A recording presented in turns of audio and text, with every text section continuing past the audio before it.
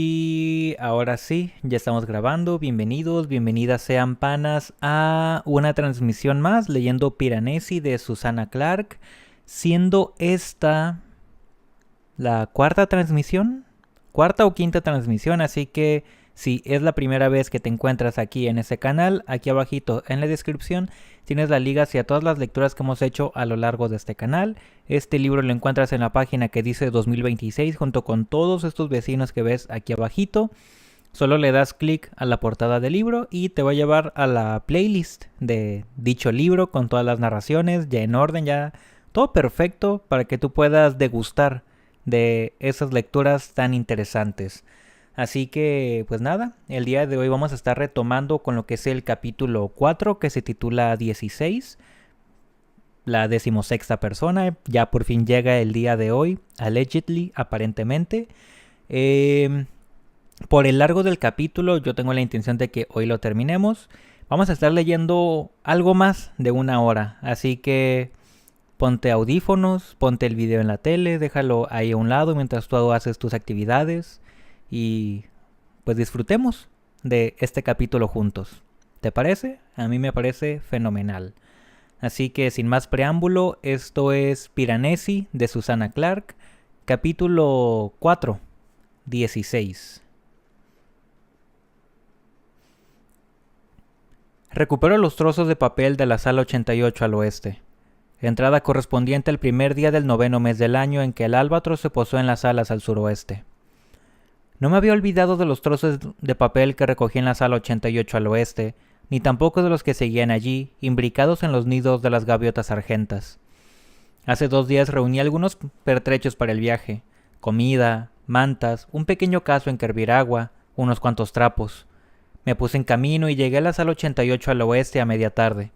Las gaviotas debían de haber ido a buscar comida, no se veía una sola por allí, pero había excrementos frescos en las estatuas, hecho que indicaba que continuaban anidando en ese lugar. De inmediato procedí a extraer los trozos de papel incrustados en los nidos, lo que por momentos resultaba fácil y por momentos no tanto. En algunos de los nidos las algas resecas se rompían con solo tirar un poco, pero en otros los excrementos solidificados actuaban como una especie de pegamento que complicaba muchísimo la operación. Hice un fuego con algas resecas sacadas de nidos viejos, calenté agua en el cazo, mojé un trapo y con sumo cuidado me puse a frotar los excrementos a los que estaban adheridos los papelitos. Como he dicho, no era nada sencillo. Si no aplicaba suficiente agua caliente, el excremento reseco no se ablandaba. Si le aplicaba en exceso, corría el riesgo de que el papel terminara disolviéndose. Me llevó muchas horas, pero al atardecer del segundo día había recuperado un total de 79 pedazos de papel procedentes de 35 nidos. Revisé cada uno de los nidos con atención y me cercioré de que no quedara ninguno más. Esa mañana volví a mis salas. Ensamblar los distintos papeles tomó su tiempo, pero por fin, al cabo de una hora, contaba con parte de una página, quizá la mitad, y secciones menores de otras más. La escritura era bastante deficiente y estaba llena de tachaduras. Leí lo siguiente. Lo que me ha hecho. ¿Cómo he podido ser tan estúpido? Voy a morir en este lugar. Nadie vendrá a salvarme. Voy a morir aquí. El silencio... Aquí faltó un fragmento. Ningún sonido, tan solo el batir del mar en las estancias de abajo. No tengo comida. Dependo de que él me traiga alimento y agua, lo que deja clara mi condición de prisionero, de esclavo. Viene y deja la comida en la habitación con las estatuas de minotauros. Me entrego a fantasías en las que lo mato. En una de las habitaciones medio derruidas encontré un afilado cascote de mármol del tamaño de una teja. He pensado en usarlo para machacarle la cabeza. Sería un verdadero placer. Provenía de una persona tan rabiosa como infeliz. Me pregunté quién podría ser. Me habría gustado poder dar con ella y consolarla. Mostrarle los peces que abundaban en los vestíbulos, los lechos de moluscos a la espera de ser recogidos. Enseñarle que basta con un poco de previsión para no pasar hambre en absoluto. Hacerle ver que la casa protege a sus hijos y les brinda cuanto necesitan. También me intrigaba la identidad del hombre que lo atormentaba y lo había convertido en esclavo. Me entristecía mucho pensar que si existiera un antagonismo semejante entre dos seres humanos, dos de mis propios muertos, quizá, la persona escondida había estado martirizando al hombre con la caja de galletas o viceversa. Con mucho cuidado di la vuelta a los papelitos y examiné el anverso. La escritura allí era aún peor. Me olvido de las cosas. Ayer fui incapaz de recordar la palabra farola. Esta mañana tuve la impresión de que una de las estatuas me hablaba. Durante un rato, una media hora o así estuve diciéndole cosas. Estoy perdiendo la cabeza. Qué terrible es hallarme en este lugar espantoso y volverme loco. Estoy decidido a matarlo antes de que eso suceda, antes de que olvide por qué lo odio tanto. Se me escapó un suspiro. Agarré 3 de los sobres que el otro me dio una vez. En el primero, tras copiar en el exterior los fragmentos que había descifrado, metí los trozos de papel que había logrado ensamblar. En el segundo, papelitos sueltos que encajaban con otros y permitían leer frases fragmentarias. En el tercero, los trozos que no había logrado vincular. Un problema. Entrada correspondiente al segundo día del 9º mes del año en que el albatros se posó en las alas al suroeste. Ahora mismo me encuentro con un problema crucial. No sé si preguntarle al otro por Stanley Ovenden, Silvia de Agostino, el pobre James Ritter y Mauricio Giussani. El profeta lo llamó Ketterly, y en la entrada sobre la desaparición de Mauricio Giussani, ese nombre aparece junto a los de D'Agostino y Ovenden, así como el del propio Giussani, lo que hace pensar que conocía a esas personas. Me muero de ganas de saber más sobre ellas, y varias veces he estado a punto de interrogarlo, pero en el último segundo no me he atrevido.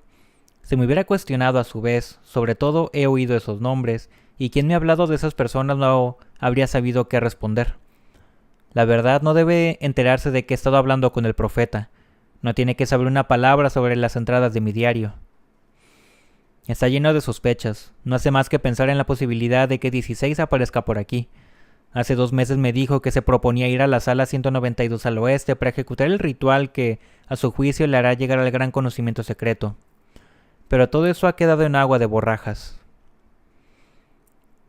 Limón. Entrada correspondiente al 5º día del 9º mes del año en que el albatros se posó en las alas al suroeste. Esta mañana me dirigí de la 3ª sala al norte al 16º vestíbulo. Tras salir de la 1ª sala al norte y entrar en el primer vestíbulo di un paso o 2, y me detuve. Allí había pasado algo. ¿De qué se trataba? ¿Qué era lo que había sucedido? Retrocedí un par de pasos hasta llegar al umbral y respiré hondo. De nuevo un olor, un perfume de limones, hojas de geranio, jacintos y narcisos. Y era muy penetrante. Alguien, una persona que llevaba un perfume muy agradable, debía de haber estado en el umbral durante un rato, quizás sumida con la contemplación de la extensa perspectiva de las salas detrás. Volví a la 1ª sala al norte, pero allí no había rastro del perfume. Regresé al primer vestíbulo y caminé hacia el sur, pegado a la pared con la estatua de un minotauro. Sí, el olor allí también era perceptible. Seguí el rastro de aquella persona hasta un punto situado entre el umbral que da a la 1ª sala al oeste y el que da al pasillo que lleva a la 1ª sala al suroeste, donde lo perdí. ¿Quién había seguido ese camino? No se trataba del otro. Conocí el perfume que llevaba, un aroma un punto acre a cilantro, rosa y sándalo.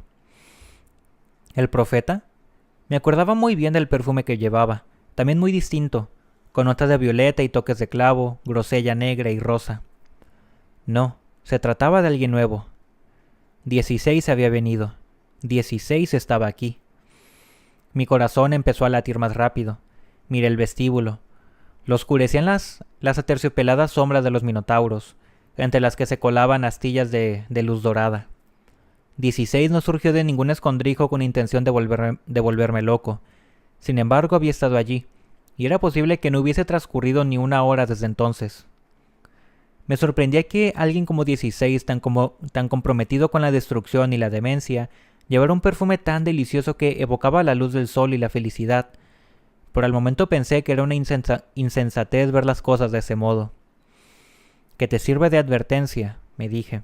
Hay que estar en guardia. 16 no va a presentarse mostrando sus nefastas intenciones. Lo más probable es que pretenda ser amable, amigable. Así es como se propone destruirte. Más personas a las que matar. Entrada correspondiente al 7º día del 9º mes del año en que el albatros se posó en las alas al suroeste.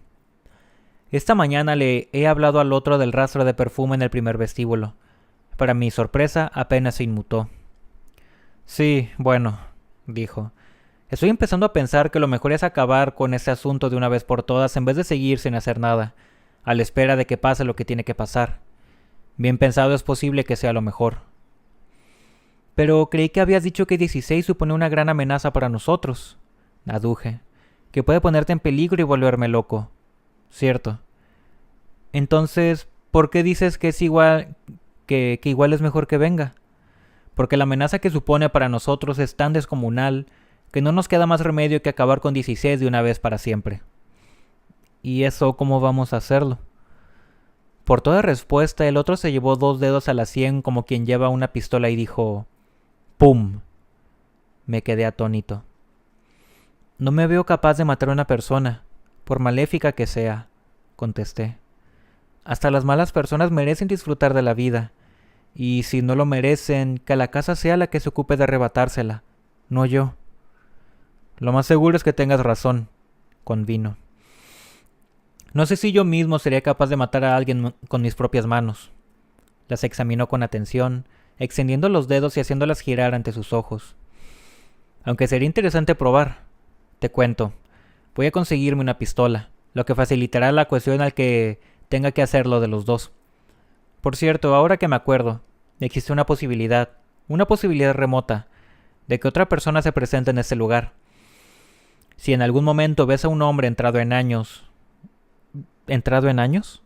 Repetí, sobresaltado. Entrado en años, sí. Si lo ves, dímelo enseguida. Es un hombre bastante más bajo que yo, muy flaco, pálido, con los párpados caídos y la boca roja y húmeda.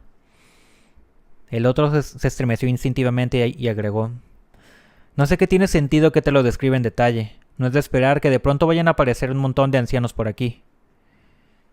¿Y qué? ¿También vas a matar a ese viejo?, le pregunté angustiado. No tenía dudas de que el otro estaba refiriéndose al profeta. Bueno, no, respondió. Guardó silencio un segundo. Aunque ahora que lo mencionas, ya va siendo hora de que alguien lo haga. Lo que me extrañó fue que nadie lo matase en la cárcel. En fin, si lo ves, dímelo. Asentí con la cabeza del modo más vago posible. El otro me pedía que lo avisara en caso de ver al profeta en el futuro, pero en ningún momento preguntó si lo había visto antes, de manera que yo tampoco estaba mintiendo. No exactamente. Lo único positivo es que el profeta se ha marchado a sus propias alas y que me dijo de forma bastante terminante que no pensaba regresar. Encuentro un escrito de 16. Entrada correspondiente al 13º día del 9º mes del año en que el albatros se posó en las alas al suroeste. Durante 5 días seguidos, una lluvia gris y persistente, de las que te calan hasta los huesos, estuvo cayendo por todos los vestíbulos. El mundo se convirtió en un lugar húmedo y frío, y se formaron charcos en las baldosas de piedra que hay ante las puertas de acceso a los vestíbulos. En las salas resonaba la cháchara de los pájaros que se refugiaban. Me mantuve todo lo ocupado que pude. Reparé las redes de pesca, toqué mi flauta, pero no dejaba de pensar que 16 estaba en la casa y se proponía volverme loco. No sabía en qué momento me vería metido en un brete, algo que no me tranquilizaba. Hoy ha dejado de llover. El mundo vuelve a tener el corazón ardiente. Me dirigí a la 6ª sala al noroeste, donde anida una bandada de grajos. Nada más verme, descendieron de las altas estatuas. Revoloteaban aleteando y llamándose unos a otros. Esparcí trozos de pescado por la sala para alimentarlos. 2 se posaron en mis hombros. Uno me picoteó la oreja con la esperanza de descubrir que era comestible. Me hizo cosquillas. De pie, entre aquel remolino de alas negras, no me fijaba en cuánto me rodeaba, por lo que no vi que en una de las puertas a mi derecha vi una señal, una marca de tiza color amarillo chillón. Al fin reparé en él, espanté a los pájaros y fui a mirar. Hubo un tiempo en que tenía por costumbre hacer marcas parecidas en puertas y suelos, pues temía desorientarme y no encontrar el camino de vuelta. Llevaba años sin hacerlo, pero al ver aquella marca amarilla se me ocurrió que tenía que ser una de las que efectué en su día y que de una forma u otra había sobrevivido a inundaciones, mareas, vientos, lluvias y neblinas. Sin embargo, no recordaba haber tenido una tiza amarilla. Tenía algo de tiza blanca, algo de tiza azul y un trocito de tiza rosada. Pero, ¿tiza amarilla? No, amarilla nunca tuve. Entonces vi que en las baldosas junto a la puerta había más marcas de tiza, esta vez de color blanco. Unas palabras. No podían ser del otro, pues él raras veces se aventura más allá del primer vestíbulo. Tenían que provenir de alguien más. De 16. Me quedé quieto un segundo tratando de asimilar esa idea. Nunca hubiera imaginado que 16 pudiera dejar unas palabras escritas con intención de volverme loco. Había que quitarse el sombrero ante su ingenio. A mí jamás se me habría ocurrido hacer algo así. ¿Pero de verdad iban a volverme loco unas palabras? El otro se había limitado a advertirme que no hablara con 16, que no lo escuchara para nada. ¿Era probable que el peligro residiera en alguna cualidad de su voz? ¿La palabra escrita no ofrecía riesgos? Me di cuenta de que el otro había sido fastidiosamente impreciso a este respecto. Miré al suelo con cautela y leí. 13ª puerta desde la entrada. Para volver hay que hacer lo siguiente. Entrar por esta puerta y de inmediato girar a la izquierda. Cruzar la puerta que hay delante y girar a la derecha. Avanzar a lo largo de la pared de la derecha. Pasar junto a 2 puertas y luego... Indicaciones. Solo eran indicaciones. No parecía nada peligroso. Me detuve y me examiné a mí mismo en busca de indicios de locura inminente o tendencias autodestructivas. No encontré ninguno, por lo que continué leyendo. Se trataba de indicaciones para ir de la 6ª sala al noroeste al primer vestíbulo, aunque el camino como tal era un tanto tortuoso. Las indicaciones eran claras, precisas y efectivas, y la letra en que estaban escritas perfectamente regular, recta y agradable. Seguí el camino de 16 hasta llegar al primer vestíbulo y descubrí que había ido marcando cada umbral con tiza amarilla. Las marcas estaban un poco por debajo del nivel de mis ojos, por lo que calculo que debe de ser entre 12 y 15 centímetros más bajo que yo. Además, había vuelto a escribir sus indicaciones una y otra vez en el suelo, de manera que, si alguna resultaba destruida por una marea o por accidente, siempre podría contar con las otras. ¡Qué metódico es! Fui a la 2ª sala al norte y agarré un trocito de tiza azul. Volví a la 6ª sala al noroeste, donde había visto por primera vez las indicaciones de 16. No parecía que hubiese ido más lejos, y debajo escribí lo siguiente. Querido 16, el otro día me ha advertido que te propones volverme loco, pero a fin de enloquecerme primero tienes que dar conmigo. ¿Y cómo vas a hacer eso? La respuesta es que no lo conseguirás. Conozco cada recoveco de estas salas, cada ábside, cada lugar en el que esconderme. Vuelva a tus propias salas, 16, y reflexiona sobre tu malevolencia. Esta carta mitigó mi sensación de estar siendo cazado. Sentí que recuperaba el control de la situación, o que al menos me ponía al parejo de 16. El único problema era que no sabía cómo firmar. No podía poner tu amigo, como si al escribirle al otro o a Lawrence, la persona que en su día quiso ver la estatua de un viejo zorro que educa a unas ardillas. 16 y yo no éramos amigos. Tu enemigo, por su parte, me pareció innecesariamente desafiante. Consideré el que nunca va a permitir que lo vuelvas loco, pero era demasiado largo y no poco pomposo. Al final me contenté con firmar Piranesi. Así es como el otro me llama, aunque no creo que sea mi verdadero nombre. Le preguntó al otro por los escritos de 16. Entrada correspondiente al 14º día del 9º mes del año en que el albatros se posó en las salas al suroeste. Esta mañana me encontré con el otro en la 2ª sala al suroeste. Iba vestido con un traje de lana gris claro y una impecable camisa de un gris oscuro. Estaba tranquilo, serio, despierto. Cuando le hablé de las palabras escritas con tiza en las baldosas de la 6ª sala al noroeste, se limitó a asentir con la cabeza. Le pregunté si 16 era capaz de volverme loco por medio de la palabra escrita, y si creía que habría sido mejor que no leyera. Las palabras de 16 siempre son peligrosas, las exprese como las exprese, me respondió. Habría sido mejor no leerlas, pero no te culpo, te pillaron por sorpresa. No esperabas encontrarte con un mensaje por escrito. A decir verdad, yo tampoco pensé en esa posibilidad. Sea como sea, el momento es crítico y tenemos que andarnos con más cuidado. Lo haré. Te lo prometo. Me dio unas palmaditas en el hombro. También hay una buena noticia, añadió. Bueno, más o menos.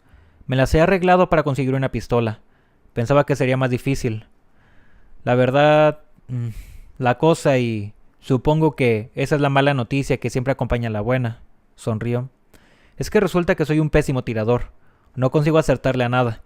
Supongo que es cuestión de practicar. No sé bien cómo voy a hacerlo, pero bueno. Mira, Piranesi, trata de no angustiarte. Esa pesadilla se acabará pronto, de una forma u otra. No, por favor, no matemos a 16, supliqué. Se echó a reír. ¿Y qué alternativa tenemos? ¿Dejar que nos vuelva locos? Me temo que eso no puede ser, insistí. Pero cuando 16 descubra que su plan no funciona, que nos las arreglamos para evitarlo, es posible que lo deje correr y se marche a sus propias alas. El otro negó con la cabeza. Eso no va a pasar, Piranesi, ni por asomo. Conozco a 16, es implacable. Jamás dejará de buscarnos. Luz en la oscuridad. Entrada correspondiente al 17º día del 9º mes del año en que el Albatros se posó en las alas al suroeste. Transcurrieron 3 días. No cesaba de buscar indicios de que 16 había estado en nuestras alas, pero no encontré uno solo. Pero entonces, en mitad de la tercera noche, desperté de súbito. Algo me había despertado, no sabía qué. Me senté y miré a mi alrededor. Las estrellas relucían al otro lado de las ventanas y bajo su débil luz, las 1000 estatuas de la tercera sala al norte contemplaban la sala entera como si estuvieran dándole su bendición. Todo estaba como siempre, pero no conseguía quitarme la sensación de que allí pasaba algo raro. Hacía mucho frío. Me calcé los zapatos, me puse un suéter de lana y fui a la segunda sala al noroeste. Todo estaba desierto y en silencio. Todo estaba tranquilo. Crucé por una puerta a mi derecha, entré en otra sala y oí un sonido que se repetía a intervalos irregulares. Se hacía más y más fuerte conforme avanzaba. Era como el bramido de un animal distante. Una débil luz resplandeció en una puerta situada en la otra punta de la sala. De un momento a otro varió. Se tornó más brillante hasta convertirse en un haz que rasgaba la oscuridad e iluminaba las estatuas situadas en la pared opuesta y a continuación, tan repentinamente como antes, se atenuó de nuevo. Me acerqué a la puerta y asomé la cabeza. En la sala de delante había alguien. Llevaba una linterna y proyectaba el haz de luz de una pared a otra, de una esquina a otra, buscando algo o a alguien en la oscuridad. Esa era la razón por la que la luz se hacía más intensa durante un momento y enseguida volvía a atenuarse. Ahora gritaba: «Rafael, Rafael, sé que estás aquí». Se trataba del otro. «Rafael», volvió a gritar, pero no hubo respuesta. «No tendrías que haber venido». Nada. «Conozco este lugar palmo a palmo. No tienes escapatoria. Terminaré por encontrarte». Silencio. Entré en la sala tan sigilosamente como pude, con la mayor economía de movimientos, pero el otro seguramente me vio con el rabillo del ojo, pues se volvió y dirigió la linterna hacia la puerta que yo acababa de atravesar. Lo hizo de un modo tan precipitado que la linterna se le cayó de las manos, chocó contra el suelo y se deslizó por las baldosas. La luz se extinguió. «Mierda», dijo. La sala volvió a estar a oscuras. Las mareas se movían en las salas debajo. El otro buscó la linterna a tientas, mascullando imprecaciones. Mis ojos, aún cegados por el brillo de la linterna, volvieron a ajustarse a la luz de las estrellas. Al principio no vi nada, como no fuera la sala en silencio, pero de pronto atisbé, junto a la pared sur, una especie de titileo que se movía de este a oeste. No era más que la leve insinuación de una sombra grisácea recortada contra las estatuas apenas refulgentes, y a punto estuve de achacarla a mi imaginación. Pero no. Atravesó una puerta que llevaba a la quinta sala al noroeste. 16. El otro había encontrado la linterna. Se las arregló para volver a encenderla y salió de la sala por una de las puertas al norte. Aguardé a que se marchase y en silencio eché a correr en pos de 16 y me escondí en la puerta que daba a la quinta sala al noroeste. 16 estaba de pie en el interior. Al igual que el otro, una luz brotaba de su mano, pero a diferencia de él, no la proyectaba de un lado a otro sin ton ni son. Apuntaba metódicamente a las distintas paredes de la sala. La intensa luz entre blanca y plateada iluminaba las hermosas estatuas, que proyectaban sombras nuevas y extrañas, de tal forma que las paredes parecían recubiertas por unas inmensas plumas negras. 16 movía la linterna lentamente, haciendo que esas sombras plumas se alargaran o encogieran, cayeran en picado o giraran en círculos. Por lo demás, me resultaba imposible ver a 16, quien solo era un oscuro borrón tras la luz cegadora. Contempló las estatuas durante unos minutos y finalmente apartó la luz de las paredes y se dirigió a una puerta que comunicaba con la sexta sala al noroeste. Examinó la jamba para asegurarse de que la marca hecha con tiza continuaba estando en su lugar y atravesó al otro lado. Lo seguí y me escondí en el siguiente umbral. 16 iluminó con la linterna el mensaje que le había dejado escrito. Permaneció inmóvil allí durante un buen rato, como si hubiera hecho caso a mi mensaje y estuviera reflexionando acerca de su malevolencia. De pronto se puso de rodillas y empezó a escribir con movimientos rápidos. Nadie me había escrito nunca. Lo hizo durante un buen rato, lo que me agradó, aunque sin saber bien por qué. Pensé, ¿y qué te complace tanto?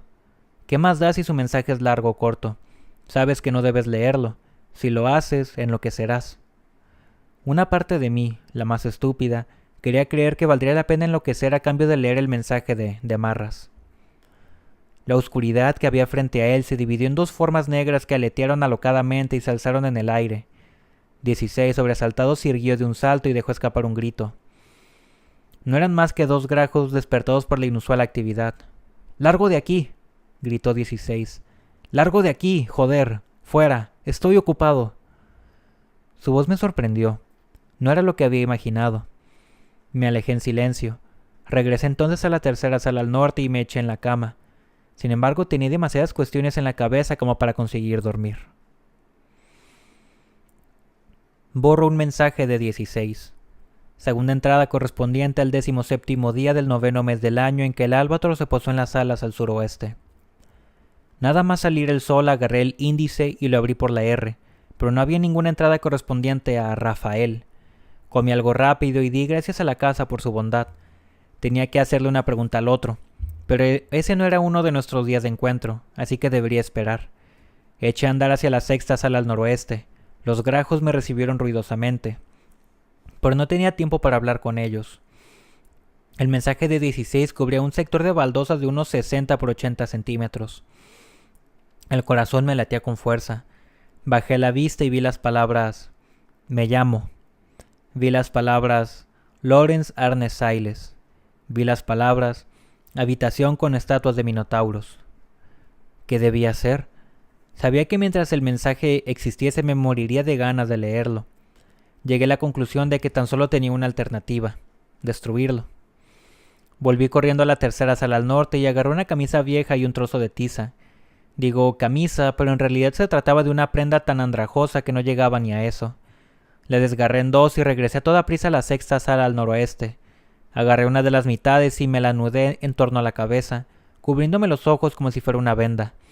Luego me puse de rodillas y me dediqué a frotar las baldosas del suelo con la otra mitad para borrar las palabras de 16. Al cabo de un par de minutos me quité la venda y miré. Quedaban algunos fragmentos del mensaje aquí y allá. ¿Comprensible? Mi nombre, entre de policía, leer los archivos de Tudés, es Valentín Keter, desde luego, ondeó a otras víctimas potenciales y yo, un discípulo del ocultista Lawrence Arnesai, reo que sabe que he penetrado en él, aquí casi 6 años, y tú salí de esta situat, me advirtió de que posiblemente sufres de... Nada de eso tenía mucho sentido, a primera vista al menos, por lo que esperaba que no me afectara de ninguna manera. Por el momento me encuentro bien. Volví a arrodillarme y escribí una respuesta. Querido 16, mientras sigas en nuestras salas, el otro tratará de matarte. Tiene una pistola. He borrado tu mensaje sin leerlo. No me han llegado tus palabras. No me has vuelto loco. Tu plan ha fracasado. Por favor, vuelve a las remotas salas de las que has venido. Piranesi. Le hago preguntas al otro. Entrada correspondiente al 18º día del 9º mes del año en que el Albatros se posó en las salas al suroeste. Esta mañana a las 10 fui a la segunda sala al suroeste para encontrarme con el otro. Estaba de pie junto al pedestal vacío. Iba vestido con un traje marrón oscuro de lana y una camisa de color oliva. Sus zapatos lustrosos eran de un tono castaño. «Quiero hacerte una pregunta», dije. «De acuerdo». «¿Por qué no me has dicho la verdad?» El otro me miró con frialdad. «Siempre te digo la verdad», replicó. «No es verdad. ¿Por qué no me dijiste que 16 es una mujer?» En apenas medio segundo su rostro pasó de reflejar desdén a franca irritación y finalmente resignación. «Muy bien», concedió. «Supongo que tienes razón en enfadarte. aunque en ningún momento te dije que no era una mujer. Esbozó un gesto de incredulidad ante ese argumento extraordinariamente endeble. Llevo meses hablando de 16 en masculino sin que nunca me corrigieras, le recordé. ¿Por qué? El otro suspiró. No te lo dije por una razón, porque te conozco, Piranesi, y eres un romántico.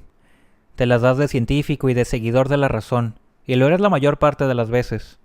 Pero también eres un romántico. Tenía claro que no sería fácil convencerte de que 16 supone una amenaza, y pensé que resultaría aún más difícil si llegabas a enterarte de que es una mujer. Una mujer despertaría tu interés en mucha mayor medida. A lo mejor hasta te enamorabas de ella. En todo caso, no podrías evitar escucharla. Créeme, lo hice para protegerte. Era fundamental que no te fiases de 16 porque no es de fiar, y punto. ¿Lo entiendes? Se produjo un silencio. Bien, dije por fin. Muchas gracias por protegerme, aunque no creo que me hubiese dejado manipular por una mujer tan fácilmente como parece sugerir. Por favor, no me escondas más cosas en el futuro. Vale, repuso y enseguida agregó frunciendo el ceño. Pero a ver, ¿cómo te has enterado? Solo notaba nervioso. No habrás estado hablando con ella, ¿verdad? No, la vi en la sexta sala al noroeste, oí su voz, pero ella no me vio.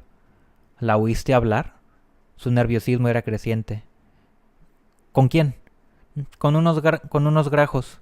Ah, vaya. Hizo una pausa. Qué cosa más rara. Decidió buscar a Loren Sarnesailes en el índice. Entrada correspondiente al 19º día del 9º mes del año en que el Albatros se posó en las alas al suroeste. El otro tiene razón en una cosa. No soy tan racional como pensaba. Me costaba reprimir una sonrisa cada vez que veía al otro actuar de forma egocéntrica, arrogante o soberbia, y estaba convencido de que por mi parte obraba siempre atendiendo nada más que a la razón. Pero me engañaba a mí mismo. Una persona racional nunca se hubiera puesto a hablar con el profeta en la primera sala al noroeste. Una persona racional habría seguido frotando las baldosas de la sexta sala al noroeste hasta borrar todo rastro del mensaje dejado por 16. El hecho de que 16 sea una mujer no es lo que me fascina y me emociona. Al menos no lo es del todo. Lo primordial es que se trata de otro ser humano. Quiero llegar a saberlo todo sobre ella, o todo cuanto sea posible saber sin caer en la locura. Esa era la parte complicada. No le he dicho nada al otro sobre el mensaje escrito por 16, ni he contado que no llegué a borrarlo del todo, que en las baldosas quedaron algunas expresiones y frases que dejé como estaban. Es Valentin Ketterly. Esa es la referencia al otro. El profeta dijo que el otro se llamaba Val Ketterly. No es de sorprender que escriba sobre el otro, pues según él, está obsesionada con destruirlo. Sondeó a otras víctimas potenciales y yo. ¿16 está jactándose de sus víctimas? ¿Del daño que ha hecho y tiene previsto seguir haciéndolo? No está claro. Un discípulo del ocultista Loren Sarnesailes. Todo vuelve a girar en torno a esa persona precisa. Loren Sarnesailes, quien según creo no es sino el profeta. Aquí casi 6 años, y tú has... No está claro a qué se refiere.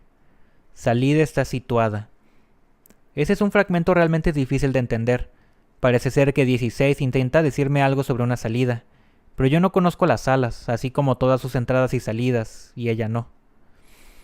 He buscado a 16 en mi índice por el nombre que el otro le atribuyó, pero no está. De manera que voy a buscar a Loren Sarnesailes. Loren Sarnesailes.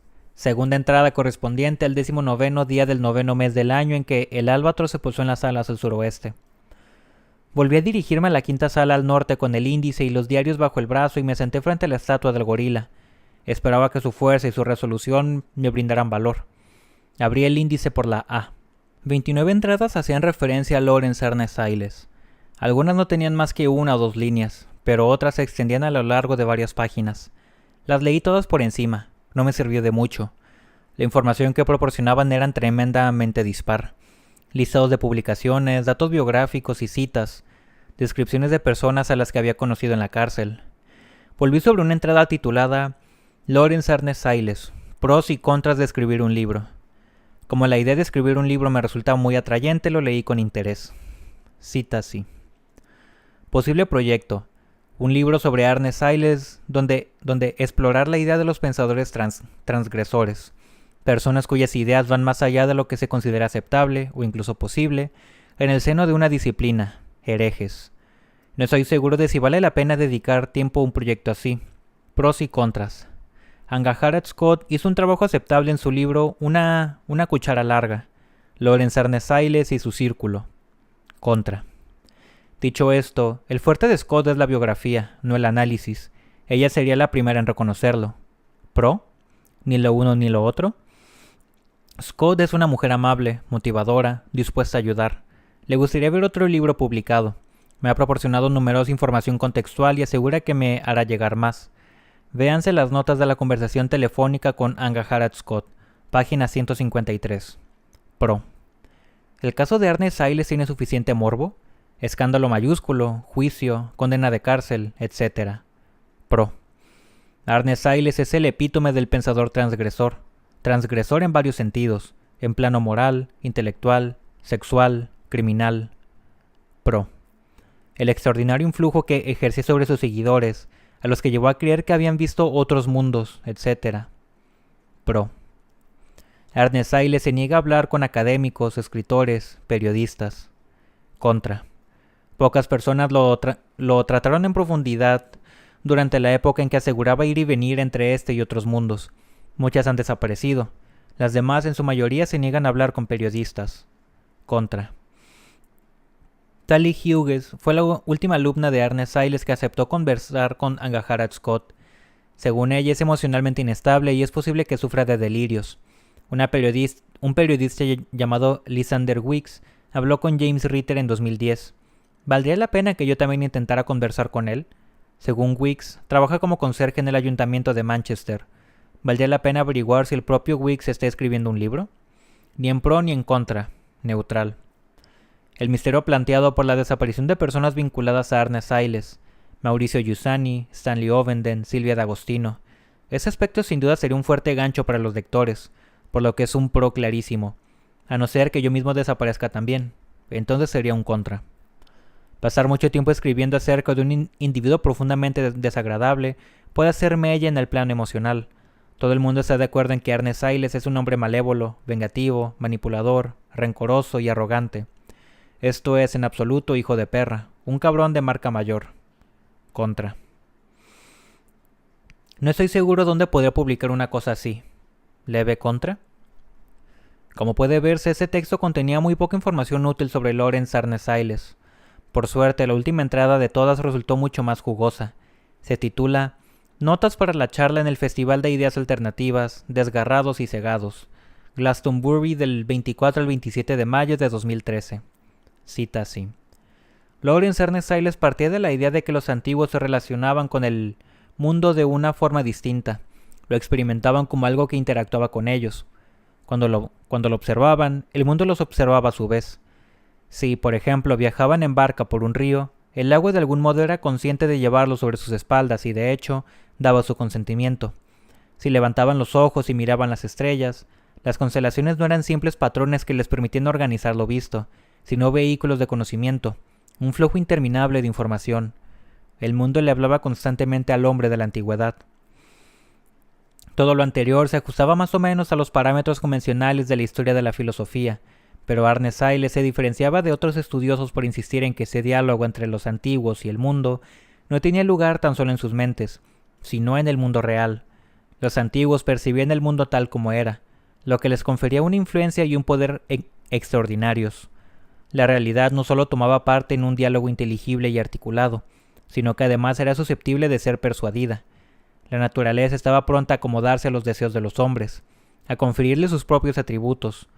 Era posible abrir los mares, pueden convertirse en pájaros y volar, o transformarse en zorros y esconderse en los bosques oscuros. Era posible construir castillos con nubes. Con el tiempo, los antiguos cesaron de hablar con el mundo y de escucharlo. En respuesta, este no solo enmudeció, sino que cambió. Aquellos aspectos del mundo que habían estado en constante comunicación con los seres humanos, llamémoslos energías, poderes, espíritus, ángeles o demonios, ya no tenían un lugar ni un motivo por el que permanecer, y terminaron por alejarse, lo que en opinión de Ernest Haines supuso literalmente un desencanto. En su primer libro sobre el tema, El graznido del Sarapico, Allen y Unwin, 1969, Ernest Ailes afirmaba que los poderes de los antiguos se habían perdido para siempre, pero en su segunda obra, Desaparecido con el viento, Allen y Unwin, 1976, ya no estaba tan seguro. Tras haber hecho experimentos de magia ritual, consideraba posible recuperar algunos de aquellos poderes siempre y cuando se tuviera un vínculo físico con alguna persona que en su momento los poseyó, el cuerpo o una parte del cuerpo de la persona en cuestión. En 1976, la colección del Museo de Manchester contaba con 4 momias de los pantanos datadas entre los años 16 AEC y 200 EC, que habían recibido el nombre del lugar donde fueron halladas. Una turbera en Marepool, Cheshire, a saber. Marepool 1, un cuerpo sin cabeza. Marepool 2, un cuerpo entero. Marepool 3, una cabeza pero no la de Marepool 1. Y Marepool 4, un segundo cuerpo entero. Ernest Ailes estaba particularmente interesado en Marepool 3, la cabeza. Según aseguraba, por medio de un sortilegio de adivinación había determinado que pertenecía a un rey y adivino cuyos conocimientos eran justo los que él precisaba para avanzar en sus investigaciones. En combinación con sus propias teorías, el resultado sería un punto de inflexión en el conocimiento humano. En mayo de 1976 le escribió una carta al director del museo solicitando la cabeza en préstamo a fin de efectuar un ritual mágico de su propia invención destinado a transferirse a sí mismo aquellos conocimientos y dar paso a una nueva era para la humanidad. Se quedó de una pieza cuando el director se negó. En junio convenció a una cincuentena de sus alumnos para que se manifestaran a las puertas del museo en protesta por esa estrechez de miras y obsoleta forma de pensar. Enarbolaban carteles con la leyenda «Libertad para la cabeza». 10 días más tarde se produjo una segunda manifestación con el resultado de una ventana hecha añicos y una refriega con la policía. A partir de ese día, Ernest Ailes pareció perder interés por los cuerpos de la turbera. A finales de diciembre, el museo cerró por Navidad, y al abrir nuevamente, los empleados descubrieron que alguien había entrado en las instalaciones. Los restos de comida, envoltorios de galleta y otros desperdicios, el olor a cannabis, apuntaban a que varias personas habían acampado en el interior. En una de las paredes habían pintado «Libertad para la cabeza», y había cabos de velas consumidas en el suelo. No parecía que se hubiesen llevado nada, pero la vitrina que albergaba Marepool 3 tenía el cristal roto, y la cabeza había sido manoseada, como demostraban los restos de cera y muérdago que tenía adheridos. Como era de esperar, la policía y la dirección del museo de inmediato sospecharon de Ernest Ailes, pero este tenía una coartada. En esos días había estado celebrando el festival del solsticio de invierno en una granja de Exmoor, en compañía de un grupo de neopaganos adinerados. Ellos mismos, apellidados Brooker, así lo confirmaron. Reverenciaban a Ernest Ailes, a quien tenían por un genio incomparable y una especie de santón pagano. La policía no creyó en la veracidad de su testimonio, pero no tenían forma de refutarlo. Nadie llegó a ser acusado de la irrupción en el museo, pero en su siguiente libro, La puerta entrevista, Allen y Unwin, 1979, Ernest Ailes se refirió a cierto adivino romano británico llamado Adedomarus, que era capaz de pasar de un mundo a otro. En 2001, mientras Ernest Ailes se encontraba en la cárcel, un hombre llamado Tony Myers se presentó en una comisaría de policía de Londres, pidió hacer una declaración y explicó que siendo estudiante en la Universidad de Manchester, el día de Navidad de 1976, rompió una ventana del museo y tras trepar por un muro y colarse dentro, les abrió las puertas a otras personas. Luego vio con sus propios ojos que Ernest Ailes llevaba a cabo un ritual en compañía de otros 2 hombres. Según creía recordar, se trataban de Valentine Ketterly y Robin Bannerman, pero había pasado mucho tiempo y no estaba del todo seguro. Myers añadió que en un momento dado observó que los labios de Marepool 3 se movían, pero no llegó a oír palabra alguna. No se presentó una denuncia contra él. El propio Ernest Ailes nunca escribió una sola línea sobre el famoso ritual que habría practicado con Marepool 3. Por lo demás, a finales de los 70, veía las cosas de otra manera. Estaba menos interesado en los conocimientos de las creencias y poderes perdidos, y más preocupado en averiguar dónde había ido a parar, atendiendo a su concepción de que dichas creencias y poderes perdidos constituían una suerte de energía. Razonaba que esa no podía haberse esfumado, que tenía que estar en algún sitio. Ese fue el origen de la más famosa de sus ideas, la teoría de los otros mundos. En resumen, esa teoría establecía que cuando un conocimiento o poder abandonaba este mundo, hacía dos cosas a la vez. Primero, creaba otro lugar. Segundo, dejaba atrás un hueco, una puerta de comunicación entre el mundo donde antaño existió y el nuevo lugar que había creado. Ernest Ailes ponía el ejemplo de la lluvia en el campo. Al día siguiente el campo está seco. ¿Dónde ha ido a parar el agua de lluvia? En parte se ha evaporado, en parte le han bebido o absorbido los animales y plantas, pero también se ha filtrado en la tierra, lo que sucede una y otra vez. Con el paso de las décadas, los siglos, los milenios, el agua continúa filtrándose y termina por resquebrajar las rocas que existen bajo el campo. Después erosiona la resquebrajadura hasta convertirla en boquete, que luego se transforma en la entrada a una caverna, una especie de puerta que milenios después da paso a una gruta que puede llegar a ser enorme. Ernest Ailes afirmaba que en algún lugar existía un acceso, una puerta de comunicación entre nosotros y el lugar al que la magia se había desplazado. Puede que fuera muy pequeño y no del todo estable. Puede que, como sucede con las entradas a las cuevas subterráneas, estuviera en riesgo de colapsar, pero sin duda seguía allí, y si ese era el caso, era posible encontrarlo. En 1979 publicó su tercer libro, el más famoso de todos, La Puerta Entrevista, en el que volvía sobre esas ideas y describía cómo, con no poco esfuerzo, había entrado en uno de ellos. Extracto de La Puerta Entrevista de Lawrence Ernest Ailes. Una vez que has encontrado la puerta, ésta siempre está cerca de ti. Solo tienes que buscarla y ahí está. Lo difícil es encontrarla por primera vez. Ateniéndome a los conocimientos que Adedoramus me transmitió en su día, concluí que, a fin de ver la puerta, primero hay que limpiar la propia mirada, lo que implica volver al lugar exacto, a la ubicación geográfica en la que uno creyó por última vez que el mundo era fluido y le respondía. En pocas palabras, hay que regresar al lugar en que se hallaba antes de que la garra de hierro de la racionalidad moderna aferrara su mente y la oprimiera. En mi caso, ese lugar era el jardín de la casa donde crecí, en Lyme Regis. Por desgracia, para 1979 la casa había pasado por muchas manos. Los propietarios de entonces, anodinos representantes de la mediocridad imperante, se negaron en redondo cuando les pedí que me dejaran celebrar un antiguo ritual celta que duraba varias horas en su jardín. No importaba. Hablé con un lechero amigo mío y me enteré de que pronto iban a marcharse de vacaciones. Volví el día indicado y me colé en el jardín. Era un día frío, gris y lluvioso. De pie en el césped, bajo el chaparrón, observé a mi alrededor las rosas plantadas por mi madre, forzadas para entonces a compartir espacio con otras flores de insufrible vulgaridad. Tras la cortina de la lluvia se veían masas de colores, blanco, albaricoque, rosado, dorado y rojo. Hice memoria y me recordé de niño en aquel jardín la última vez en el mundo, y mi mente se encontraron libres de restricciones. Aquel día llevaba puesto un pelele de lana azul, y en la mano tenía un soldadito de plomo cuya pintura empezaba a descacarrilarse. Sorprendido, descubrí que el acto de recordar era extraordinariamente potente. Sentí la mente liberada, la mirada limpia. El largo y complicado ritual que tenía pensado llevar a cabo resultaba completamente innecesario. Ya no veía ni sentía la lluvia. Allí de pie me encontraba bajo la nítida, poderosa luz del sol que acompaña a la primera niñez. Los colores de las rosas eran tan vívidos que parecían sobrenaturales. A mi alrededor empezaron a aparecer puertas a otros mundos, pero yo sabía cuál era la que quería, aquella por la que fluye todo lo olvidado. Los límites de aquella puerta estaban deteriorados, desgastados por el paso de las viejas ideas que dejaban este mundo. Pronto pude verla.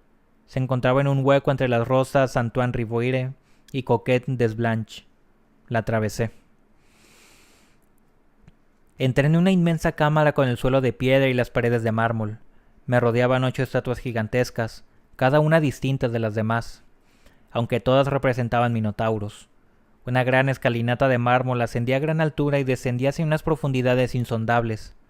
Un extraño batir, semejante al de las olas de mar, resonó en mis oídos.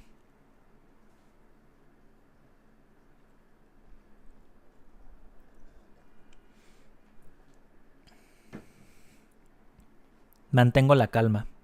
Tercera entrada correspondiente al 19º día del 9º mes del año en que el Albatros se posó en las alas al suroeste. La descripción de las teorías de Lawrence Ernest Siles que había en mi diario tenía muchos puntos en común con lo que me había dicho el propio profeta, otro indicio de que son una y la misma persona. Me alegraba de redescubrir el nombre de Adedomarus y ver cómo se escribía exactamente.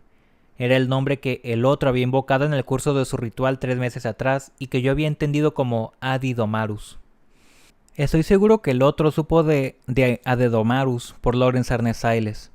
Todas sus ideas son mías, había dicho el profeta. Una frase me intriga. El mundo le hablaba constantemente al hombre de la antigüedad. No entiendo por qué está en pasado. A mí el mundo sigue hablándome todos los días. Creo que ahora se me da mejor leer esas entradas del diario. Ahora me mantengo tranquilo por muy oscuro que sea el lenguaje con el que me topo. Las palabras y frases preñadas de energía misteriosa como Manchester o comisaría de policía ya no me perturban ni me alteran. Diría que de forma casi inconsciente me he acostumbrado a considerar que esas entradas han sido escritas por un oráculo o adivino, por alguien sumido en un estado frenético o de particular inspiración que comunica conocimientos de manera acaso un tanto extraña y desilvanada. Es posible que efectivamente me encontrara sumido en un estado de conciencia alterado cuando las redacté.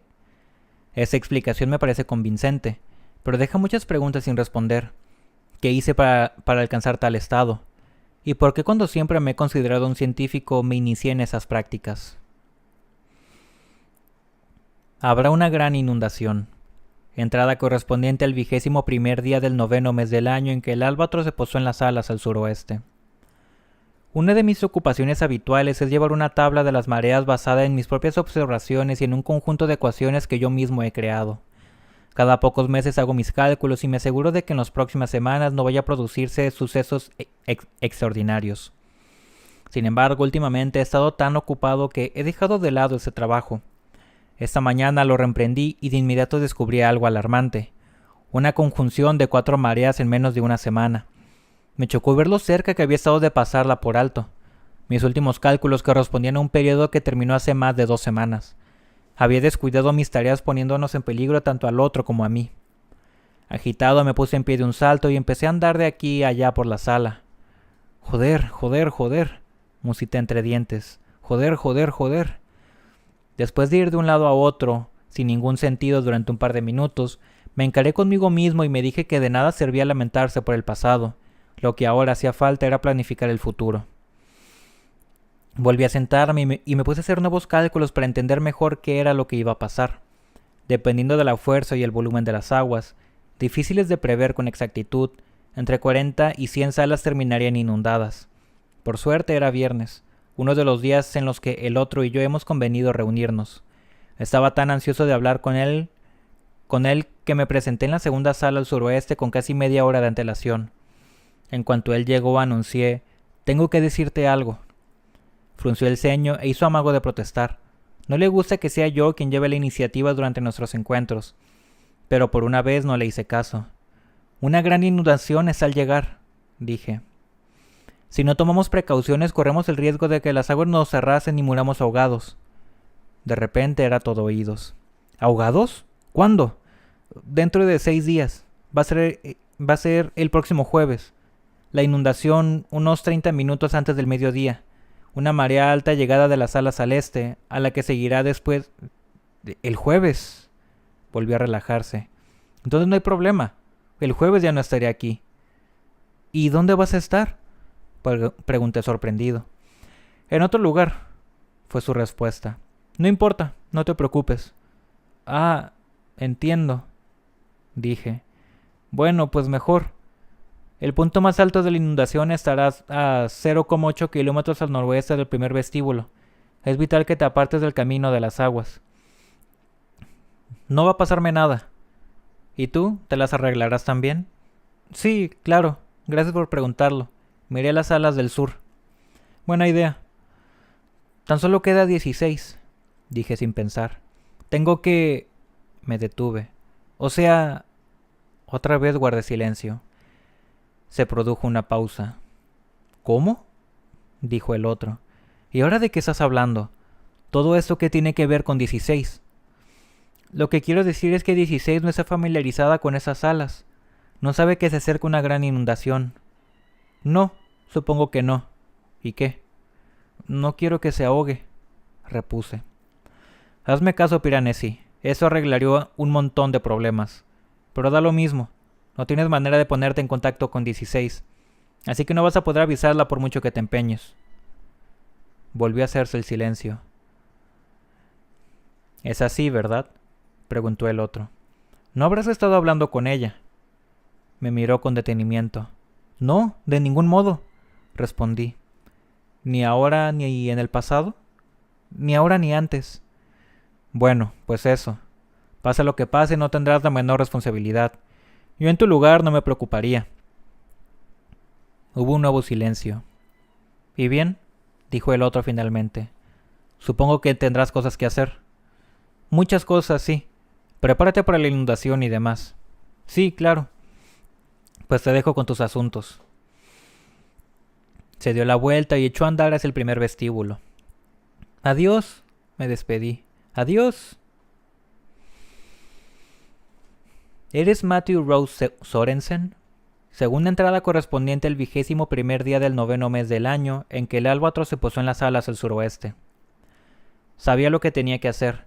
Dirigirme a la sexta sala al noroeste cuanto antes y escribirle un mensaje a 16 avisándola de la próxima marea.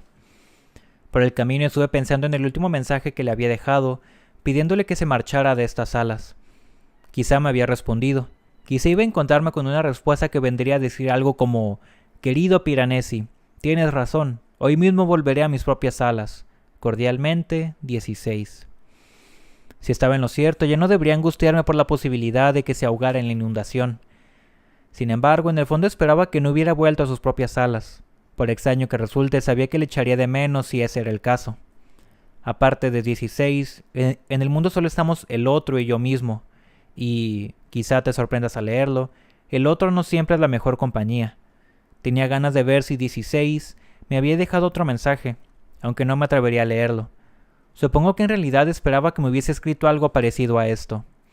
Querido Piranesi, tras haber leído tus mensajes tan útiles e informativos, me doy cuenta de que debo dejar de ser una mala persona para que seamos buenos amigos. Lo mejor es que nos encontremos y hablemos. Prometo no volverte loco. A cambio, ¿prometes enseñarme a no ser mala persona? Tu esperanzada amiga, 16. Llegué a la sexta sala al noroeste y los grajos me dieron una ruidosa bienvenida. Encontré los restos del último mensaje de 16 y del que yo mismo le había dejado, pero no había ninguno nuevo. 16 no me había escrito. Estaba decepcionado, pero pensé que era de esperar. Si seguía borrando sus mensajes sin leerlos, era poco probable que volviera a escribirme. Agarré la tiza, me arrodillé y escribí bajo mi último mensaje. Querida 16, dentro de 6 días va a producirse una gran inundación en estas salas. Todo quedará sumergido a una profundidad que superará con mucho nuestra estatura. Según mis estimaciones, la zona en peligro se va a extender. 6 salas al oeste de aquí, 4 salas al norte de aquí, 5 salas al este de aquí, 6 salas al sur de aquí. La inundación durará entre 3 y 4 horas. A continuación empezará a remitir. Por favor, mantente alejada de estas salas durante esas horas o estarás en peligro. Las corrientes serán muy fuertes. Si la inundación te sorprende, trepa rápidamente a lo alto de las estatuas. Son bondadosas y te protegerán. Piranesi. Examiné el mensaje. No podía estar más claro, con una salvedad, lo de dentro de 6 días. Tan solo tenía sentido si 16 sabía qué día le había escrito el mensaje, y cómo iba a saberlo. Podía anotar la fecha de hoy, pero esta correspondía a un calendario que yo mismo había inventado, y no era probable que 16 hubiera creado un calendario idéntico por su cuenta. Postdata. Hoy es el segundo día de la luna nueva. La inundación tendrá lugar el primer día del cuarto creciente. Esperaba que 16 no hubiera dejado de visitar esa sala y viera este aviso. Antes de que llegue la inundación, tengo que recoger los cuencos de plástico en que acumulo agua dulce para que las aguas no se las lleven. Sabía que 2 estaban cerca de la sexta sala al noroeste, en la 18ª sala al noroeste, al otro lado del 24º vestíbulo. Se me ocurrió recogerlos ya mismo, aprovechando que estaba en las inmediaciones. Me encaminé al 24º vestíbulo. Ese vestíbulo es notable porque contiene un banco de guijarros blancos de mármol en ligera pendiente que las mareas han ido depositando con el paso del tiempo y que bloquean parcialmente el acceso a la escalera que conduce a las salas inferiores. El agua ha ido puliendo sus aristas, así que resultan extraordinariamente suaves al tacto. Son de un blanco inmaculado y hermosamente translúcidos. Me he encaramado muchas veces a ese banco para pescar y recoger moluscos. Al andar siempre muevo algunos guijarros de sitio, pero no lo suficientes como para alterar su forma. Lo primero que vi fue que algunos guijarros habían sido removidos. En un lado del banco había un hueco que antes no existía. Me quedé asombrado. ¿Quién podría haberlo hecho? He visto que grajos y cuervos a veces se llevan piedrecitas para abrir los moluscos, pero los pájaros no mueven una cantidad considerable de piedras porque sí. Miré a mi alrededor. Había algo blanco esparcido en la esquina noroeste del vestíbulo. Me acerqué y terminé por darme cuenta de que los guijarros formaban figuras, palabras, unas palabras dejadas por 16. No tuve tiempo de apartar la vista y leí el mensaje entero. En letras de unos 25 centímetros de altura decía lo siguiente: ¿Eres Matthew Rose Sorensen? Matthew Rose Sorensen, un nombre. 3 palabras que formaban un nombre. Matthew Rose Sorensen. Una imagen apareció ante mis ojos, comparable a un recuerdo o una visión. Se diría que me encontraba en una ciudad, en un cruce de numerosas calles. Una lluvia oscura se precipita sobre mí desde el cielo oscurecido. Por doquier había luces relucientes. Se reflejaban sobre el pavimento mojado. Me rodeaban altos edificios sobre los que se inscribían palabras e imágenes. Los coches pasaban muy rápido. Unas formas oscuras atestaban las calles. Al principio las tomé por estatuas, pero se movían. Comprendí que se trataba de personas, miles y miles de personas, más personas de las que nunca había imaginado. Demasiadas, casi no podía concebir un número tan elevado, y todo olía a lluvia, a metal, a rancio. Esa imagen tenía un nombre, y ese nombre era... Pero justo cuando la palabra precisa se asomaba al pensamiento consciente, de pronto se desvaneció, y otro tanto pasó con la imagen. De nuevo me encontraba en el mundo real. Trastabillé, por poco me caigo. Me sentía mareado, sin aliento, tenía sed. Levanté la vista hacia las estatuas en las paredes del vestíbulo. Necesito agua, les dije con voz ronca. Tráiganme un poco de agua. Pero no eran más que estatuas. No podían traerme agua. Solo mirarme desde lo alto con expresión de tranquila nobleza. Yo soy... Tercera entrada correspondiente al 21º día del 9º mes del año en que el álbatro se posó en las alas al suroeste. 16 había encontrado una forma de llevar a cabo su retorcido propósito y enloquecerme. Yo había borrado su anterior mensaje. ¿Y qué había hecho ella? Dejarme otro, construido de tal manera que me resultaría imposible borrarlo sin leerlo antes. ¿Eres Matthew Rose Sorensen? Soy... balbuceé. Soy... Al principio no pude añadir más. Soy el hijo amado de la casa. Sí, pensé. Al momento me sentí más tranquilo. ¿Qué falta me hacía cualquier otra identidad? Ninguna. Un nuevo pensamiento irrumpió en mi mente. Soy Piranesi. Pero era consciente de que no terminaba de creerme esto último. Yo no me llamo Piranesi. Estoy casi seguro de que no me llamo Piranesi. Cierta vez le pregunté al otro por qué me llamaba Piranesi. Se le escapó una risita. Me quedé con la sensación de que estaba un poco avergonzado.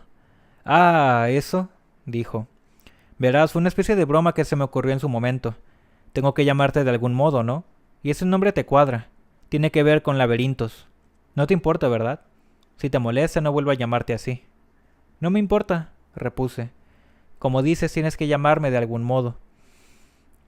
Se diría que el silencio en la casa se llena con la expectación mientras escribo estas palabras, como si esperara que sucediera algo extraordinario. ¿Eres Matthew Rose Sorensen? ¿Y cómo iba a responder esa pregunta sin tener idea de quién era el tal Matthew Rose Sorensen? Quizá valdría la pena recurrir al índice y buscar a Matthew Rose Sorensen. Fui a la 18ª sala al noroeste y bebí un largo trago de agua deliciosa y refrescante. Hace apenas unas horas formaba parte de una nube. Descansé un momento y luego me dirigí a la segunda sala al norte, donde agarré el índice y los diarios. ¿Eres Matthew Rose Sorensen? El hecho de que Matthew Rose Sorensen tuviera un nombre tan largo suponía una complicación a la hora de encontrarlo en el índice. Lo busqué por la S, nada. Por la R, en cambio, di con 3 entradas. Rose Sorensen Matthew, publicaciones 2006 a 2010, diario número 21, página 6. Rose Sorensen Matthew, publicaciones 2011 a 2012, diario número 22, página 144 a 145. Rose Sorensen Matthew, biografía para desgarrados y cegados, diario número 22, página 200. La última entrada era la que parecía más prometedora. Matthew Rose Sorensen, inglés de padre mitad danés, mitad escocés y madre ganesa. Inicialmente estudió matemáticas, pero el estudio de la filosofía de las matemáticas y la historia de las ideas con el tiempo lo llevó a su actual campo de investigación, el pensamiento transgresor. Hoy está escribiendo un libro acerca de Lawrence Arnesailles, hombre que transgrede la ciencia, la razón y la ley. Encontré interesante que Matthew Rose Sorensen pensara que Lawrence Arnesailles renegaba de la ciencia y de la razón. En eso se equivocaba. El profeta era un científico y un seguidor de la razón. Dije en voz alta dirigiéndome al vacío. No estoy de acuerdo contigo. Intentaba convocar a Matthew Rose Sorensen, provocarlo para que se rebelara. Si de verdad era una parte olvidada de mí mismo, no le gustaría que lo contradijeran. Defendería su postura. Pero no funcionó. Sorensen no surgió de algún oscuro recodo de mi mente. Continuó siendo una vacuidad, un silencio, una ausencia. Me concentré en las otras 2 entradas. La primera no pasaba de ser un listado. Ahora, aquí, ahora, siempre. J.B. Priestley y sus obras acerca del paso del tiempo. Tempus, volumen 6, 85 a 92. Adoptar, tolerar, denigrar, destruir. Cómo enfrenta la academia las ideas marginales. Manchester University Press, 2008. Fuentes de matemática marginal. Srinivasa, Ramanujan y la diosa. Intellectual History Quarterly, volumen 25, 204 a 238. Manchester University Press. La segunda entrada era más de lo mismo. Timey-wimey, las teorías sobre el transcurrir del tiempo de Stephen Moffat. Blink y J.W. Dunn, Journal of Space, Time and Everything, volumen 64, 42 a 68, University of Minnesota Press. Los círculos que encuentras en los molinos de viento de tu mente. La importancia de los laberintos en la manipulación de Lawrence Arnesailles a sus seguidores. Review of Psychedelia and the Counterculture, volumen 35, número 4. La gárgola en el tejado de la catedral. Lawrence Arnesailles y el mundo universitario. Intellectual History Quarterly, volumen 28, 119 a 152, Manchester University Press. El pensamiento marginal, una breve introducción, Oxford University Press, 2012. Una arquitectura que se traslada en el tiempo. The Guardian, 28 de julio de 2012. Artículo sobre Paul Enoch y Bradford. Solté un bufido de frustración. Todos estos datos resultaron completamente inútiles, más allá de confirmar que Matthew Rose Sorensen estaba interesado en Lawrence Arnesailles, lo que no lo diferenciaba de cualquier otra persona en el mundo.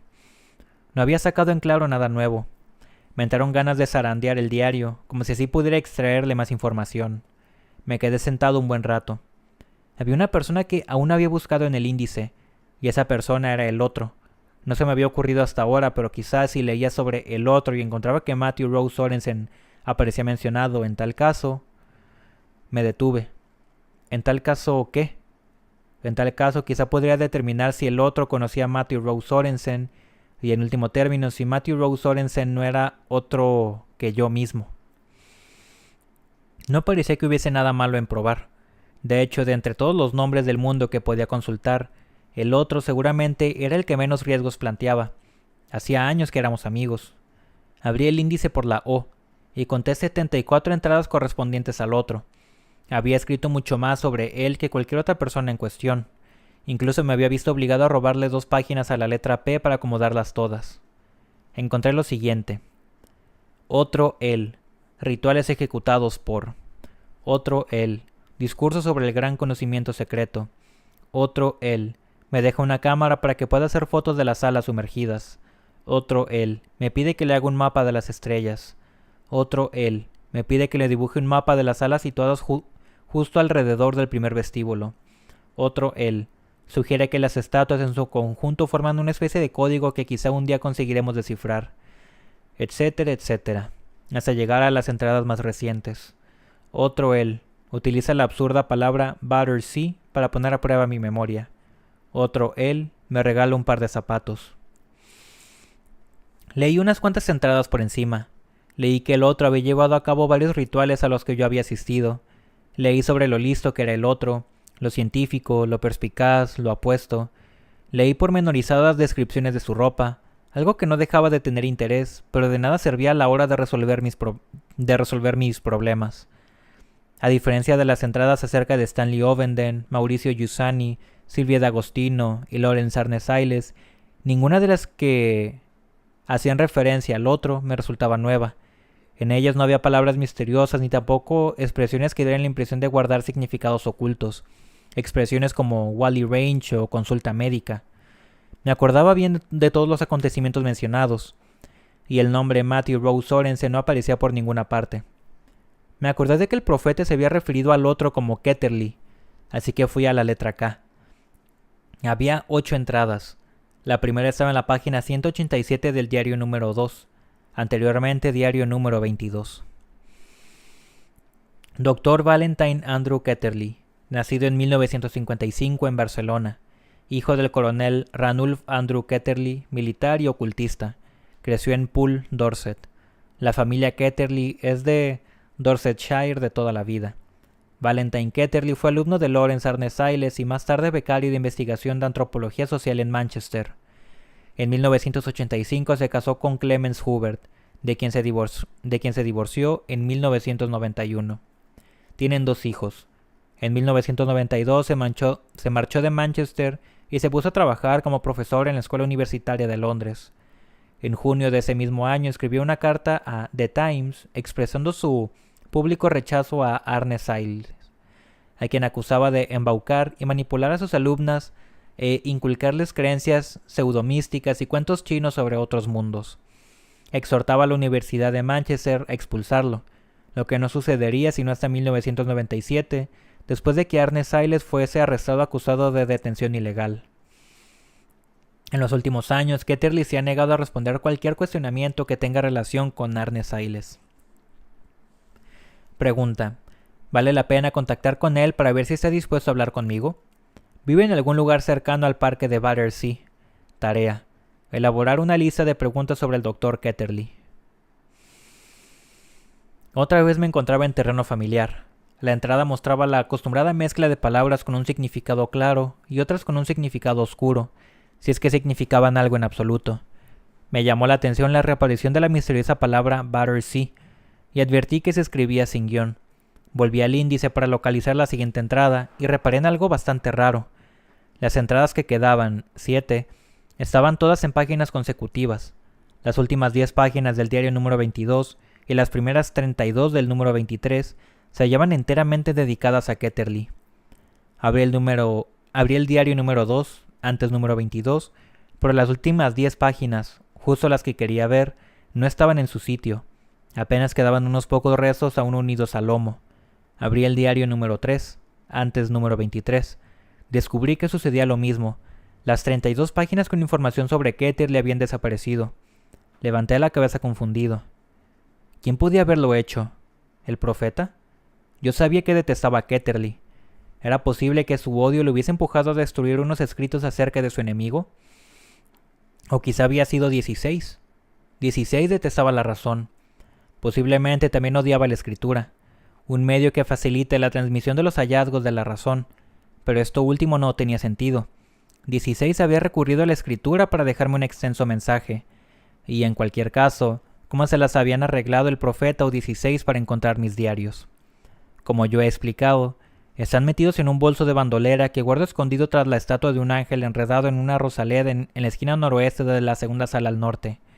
Es una estatua entre miles, entre millones. ¿Cómo iba uno u otra a saber dónde mirar. Me quedé sentado mucho rato, sumido en mis pensamientos. No recordaba en absoluto haber arrancado aquellas páginas, pero siendo realistas, ¿quién más podía haberlo hecho?